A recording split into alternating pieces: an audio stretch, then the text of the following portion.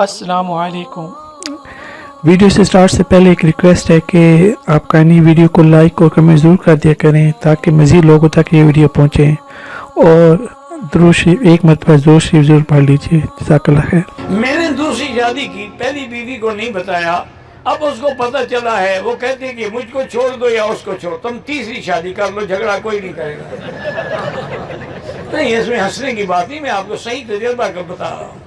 جب تیسری شادی کرو گے نا، دونوں ٹھنڈی ہو جائیں گے، کوئی جھگڑا نہیں ہوگا۔ آپ تجربہ کر کے دیکھ لیں۔ لیکن اگر پلے دانے ہوں،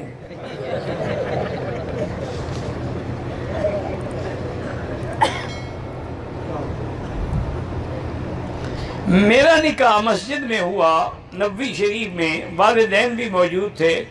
نکاح کے وقت لڑکا زیادہ پیسے والا نہیں ہے، تو ماں ناراض ہے کہ کیوں کیا؟ ماں ناراض ہے جب موجود تھے والدین، پھر والد موجود ہے، آپ راضی ہیں، کوئی بات نہیں، وہ بھی راضی ہو جائیں گی۔ پیسے والا ہونا میری بیٹی ضروری نہیں ہوتا۔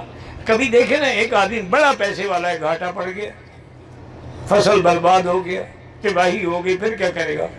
کبھی ایک غریب ہے، اللہ غنی بنا دیتے ہیں۔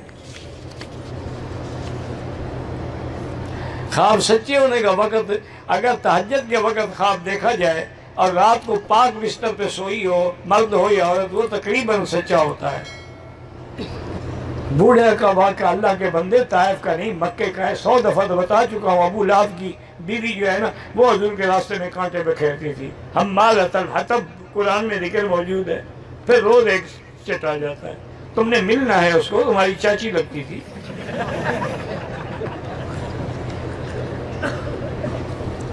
حضرت علی کی رکن یمانی کے دروازے سے کوئی پیدائش نہیں ہوئی، حضرت علی کی پیدائش مکے میں ہوئی ہے، مکے کو کعبہ بھی کہتے ہیں۔